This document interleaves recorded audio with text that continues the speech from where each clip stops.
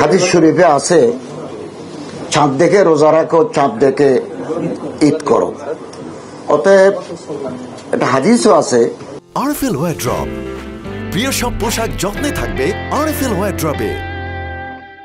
সাহাবায়ে কেরামের যুগে সিরিয়া চাঁদ দেখা গেছে, ওনারা ঈদ করছেন। ঈদ করে মদিনায় ঢুকার পরে দেখা গেল মদিনার মানুষের রোজা। তো বললো আমরা তো চাঁদ দেখে আসছি। মদিনার লোকেরা বললো আমরা তো দেখিনি, অতএব আমরা রোজা রাখবো। তো এই প্রেক্ষাপটে বাংলাদেশে চাঁদ দেখা কমিটি আছে, এখানে টেকনিক্যাল লোক আছে, আবহাওয়াবিদ এখানে থাকেন, বিভিন্ন জেলার জেলা প্রশাসকদের সাথে আমাদের হট স্পর্শ থাকে, তারপরে এক্সপার্ট থাকেন, আবহাওয়াবিদ এবং এটা থাকে। তো এটার ভিত্তিতেই আমরা ডিক্লেয়ার দিই।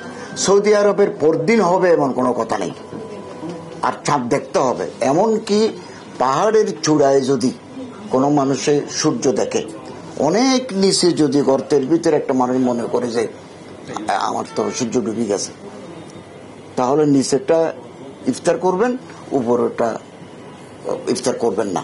এগুলো ধর্মীয় ব্যাখ্যা আছে। তো ইসলামিক ধর্ম মন্ত্রণালয় চাঁদ দেখার ক্ষেত্রে অত্যন্ত যৌক্তিক এক্সপার্ট রেখে, আলেম ওলামা রেখে আমরা এগুলো ঘোষণা দিয়ে থাকি। তো অনেক সময় গুজবেরও শিকার হয়। যেমন কয়েক বছর আগে বলল যে সন্দ্বীপে চাঁদ দেখা গেছে, সন্দ্বীপে চাঁদ দেখা গেছে। আমার বিভিন্ন মাদ্রাসার বড় বড় হুজুররা বললেন যে কালকে তো ঈদ। তো লোকাল ইসলামিক ফাউন্ডেশনের ডিডি আমারে বললো যে আপনি কিভাবে জানলেন? আমি বললাম আমাকে অমুক অমুক পড়েছেন। উনি লোক পাঠিয়ে দিয়েছেন সন্দ্বীপে, কে দেখছে চাঁদ। পরে দেখা গেল এ বলতেছে আসলে কেউ, এবং ওই দিন বৃষ্টি হচ্ছিল সন্দ্বীপে।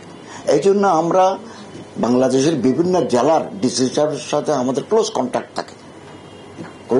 থাকে। ঘোষণা করতে অনেক সময় দেরি হয়, এটাও পরীক্ষা নিরীক্ষা করার জন্য। এবং আমরা আগামী দিনে এটাকে যাতে আরো একটু উন্নত করা যায়, সাইন্টিফিক্যালি করা যায়, সে ব্যাপারেও আমরা চিন্তা ভাবনা করবো ইনশাল্লাহ।